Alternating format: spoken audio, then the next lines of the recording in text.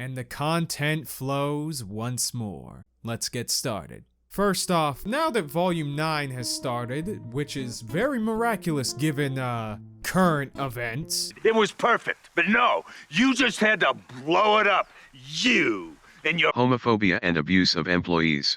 I'm going to set the pace right now that these aren't going to be like weekly reviews. More than likely for the other episodes, all I'm going to talk about is what's most interesting to me at the time, without getting into overall stuff about the episode itself.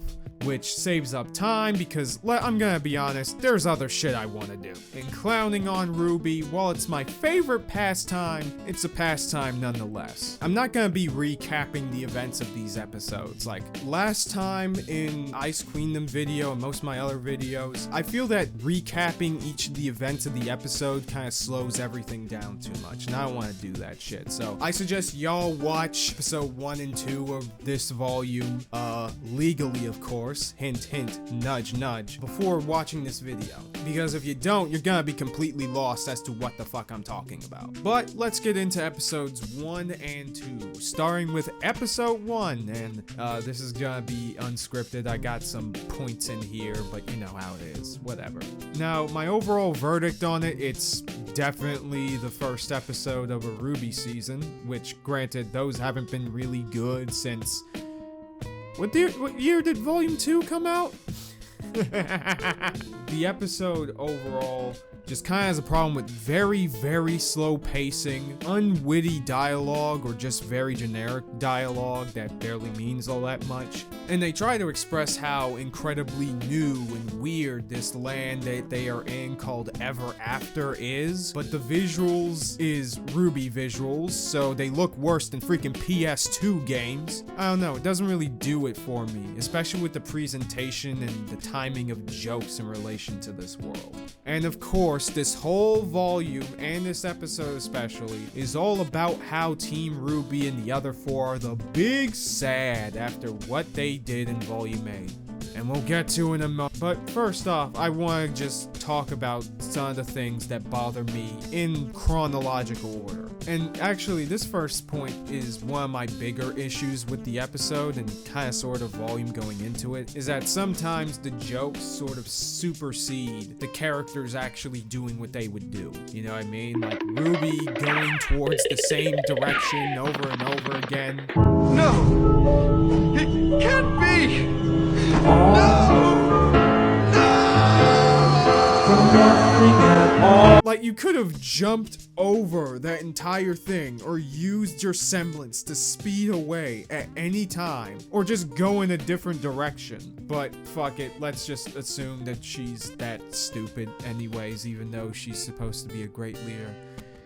A much more bigger example of this is Weiss and Blake's failure to pull a freaking sword out from some vines. Like, Weiss, you can summon an armored up Casper the Friendly Ghost to pick up that fucking thing. What the hell are you doing? Oh, but I know why this had to happen, people. Because of course, we needed the big funny. We needed the big funny haha from the studio that brought us shit like this. I thought I was pretty great in school. Even at the dance, when you spilled punch all over yourself in front of— Yes, especially the dance! Thank you, yay! I can't get jiggy with this shit! And we also have to get them caught so that RWBY and her little mouse buddy can find them. And instead of focusing on giving them a meaningful, emotional reunion, we have to literally spend time for exposition instead. However, following that scene, I do want to say I like how they have it so that Weiss wanted to wait until everyone was together so that they would be able to discuss, you know, the big aftermath, you know, their post-genocide clarity after what they pulled in Volume 8. It's legitimately a nice touch. It shows some emotional strength, but also a little bit of vulnerability on her part. And it's also smarter to write this way, so we don't have to spend fucking 5 episodes for the group to get back together, and so that we would have to repeat the same fucking information over and over and over again, because the show loves doing that.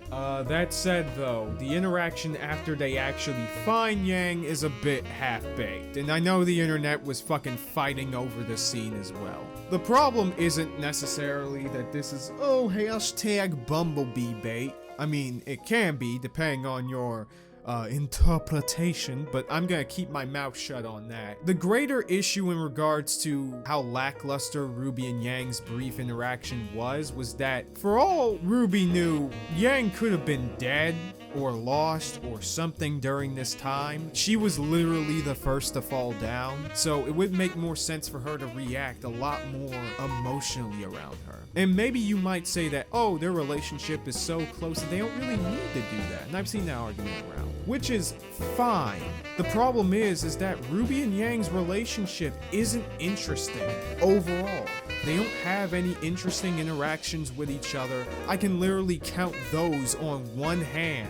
Maybe even less for the ones that are basically future-proof to all the bullshit that happens in the latter volumes like we see here. So the fact that they just stonewall RWBY from having a big reaction with Yang isn't in of itself a problem here, but relative to the other series, and the fact that so much of Yang's character has been watered down ever since her and Blake got together, which again isn't a direct correlation in terms of them as a pairing, but more so just a problem with the structure of the show in general, you know what I mean? It just doesn't make much sense. If RWBY and Yang's relationship was interesting and had a lot of big moments before this point, I wouldn't give a fuck. I don't care, right? Like, I'm not asking for Ben and Gwen Tennyson type beat over here, but still, you know? Also, again, I have a hard time understanding that they feel bad truly about what they did because their plan was so fucking stupid. I'm just gonna replay my clip from my response to Zell Rider to just explain that point real quick. Yes, because it was Ironwood's idea to send all of his citizens to a godforsaken desert in the most dangerous place on the planet. It was Ironwood's fault that Atlas fell, leaving all said citizens' belongings and best technology known to man in absolute zero. And it was Ironwood who foolishly forgot that Cinder was around and allowed her to chance to kill Penny and steal the relics. Oh, classic James. Are you sure about that? The fact that they thought that this was the best they could come up with instead of sending the civilians to Vale, and why the hell they think that putting them all in like a central hub with no guardrails and the empty space void place was a good idea. Fucking astounding. It makes sense that this is the volume that, you know, is all about them introspecting and shit, but you're literally 9 seasons too late for that, and most of these characters are so incredibly half-baked in numerous other ways, it's just hard to really get invested. So fuck it, let's look at this like a countdown to see how they'll fuck up faster here. Also, I hope they mention that some of the civilians died.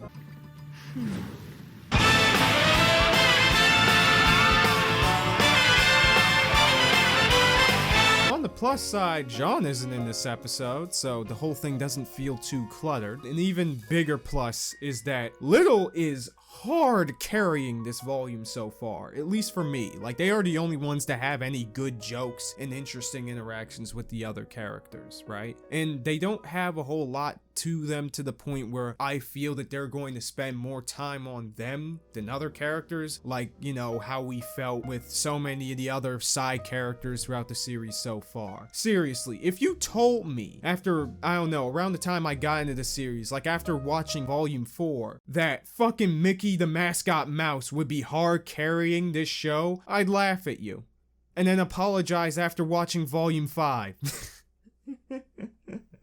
Volume 9, Episode 1. It was definitely the most RWBY episode of all time.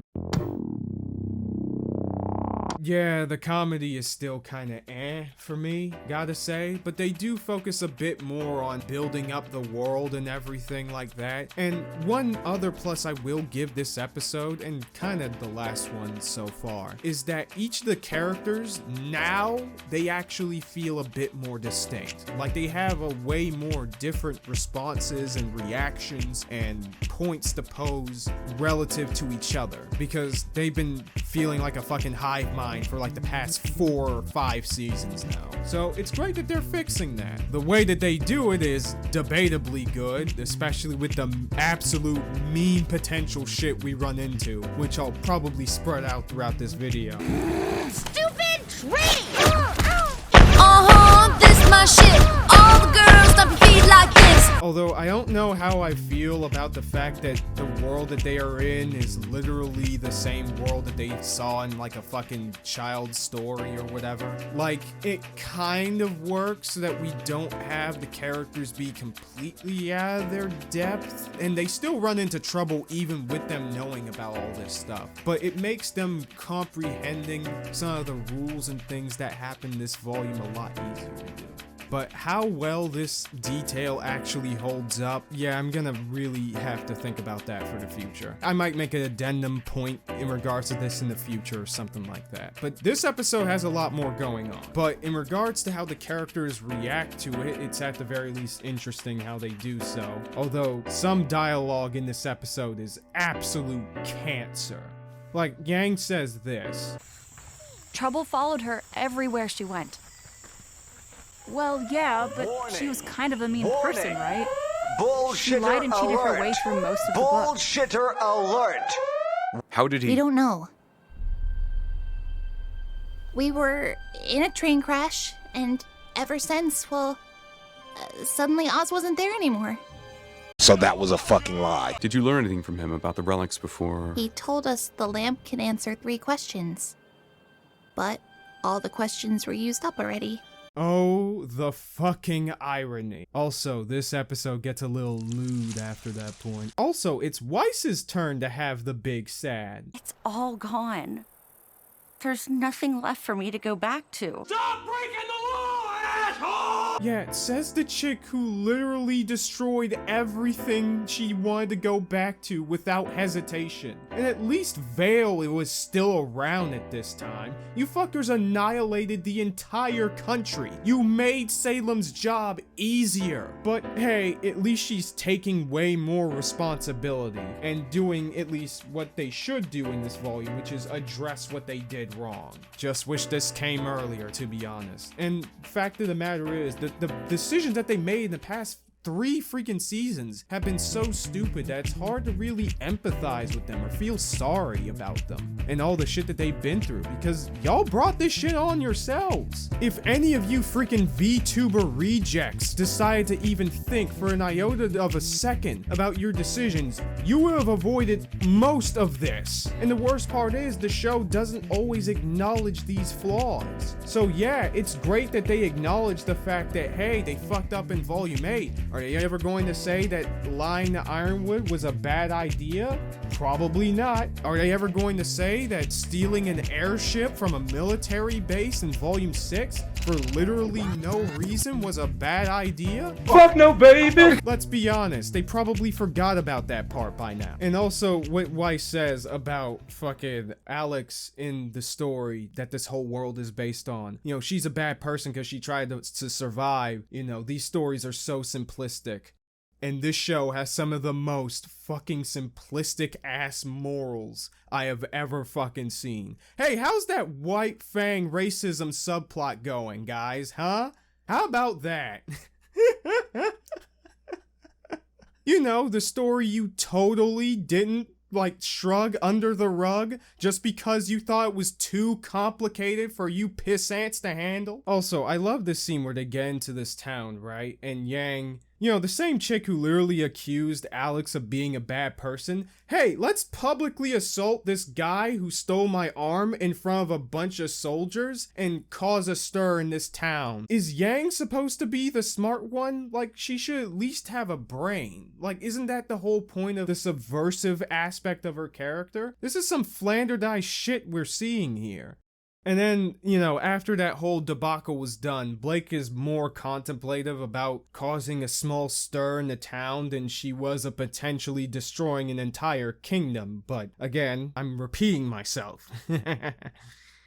However, if there's one good thing that there is in this episode, aside from the mouse, it is this line, this whole scene right here. Stealing royal property! What if I offered you something better? The weapon of a powerful warrior. Not just a powerful warrior. The most powerful to ever live. She gave her life for thousands. She took a message of hope to the stars. Oh my fucking god. They struck gold with this one. Here's my freaking prediction. This is going to be the best scene in the entire volume. Because it's RWBY not only being smart, utilizing the rules that she understands of the world and especially these people's customs, but also giving up Penny's sword. Her whole thing is that she had Penny's sword that fell into Ever After that she had gotten just a few moments ago. And it's the last thing of Penny that she could have. But in order to go to this other place and meet the Red King or whatever, because obvious reference is obvious, she has to give it up. And she knows it, and it pains her to do so. And yet she gives this really nice, small eulogy towards Penny, as overrated of a character as she is. But, I'm again, stop with the fucking caveats. This scene is actually good because it's RWBY actually thinking about the choices that she has made and the tough choice that is ahead of her, and she puts what needs to be done over her emotional needs, which obviously is going to pain her and is something that she has to struggle with throughout the rest of the volume. But at the very least, in a weird way, it's her taking responsibility and also saying one last goodbye to Penny because she wasn't there when she died. And everything about this is just so freaking good. Like, I thought she was going to keep that sword, right? Because I think she had it in the trailer. But now the context is so different. It actually has some narrative and character weight to it. It's legitimately beautiful. Oh, and this next line is the cherry on freaking top. Are you sure about this? Look, we may not know exactly what's going on, but for whatever reason, this place is putting us on a similar path as a book we all read as kids. I say we follow it. And stop pretending we know what we're doing. Best decision RWBY's made in the past 5 fucking years. Anyway, those are my thoughts on episodes 1 and 2. Episode 1 was dry as expected. Episode 2 had a bit more going on, but still pretty flawed. But, and I don't have any delusions of grandeur here, okay? I learned my lesson after Ice Queendom. I do not have any high expectations of this fucking thing. All I'm looking at is how they're going to fuck it up, because they're going to somehow. And if it ends up being better than I thought it is, all the power to it. So join me next time whenever I have to ramble about this shit again. See ya.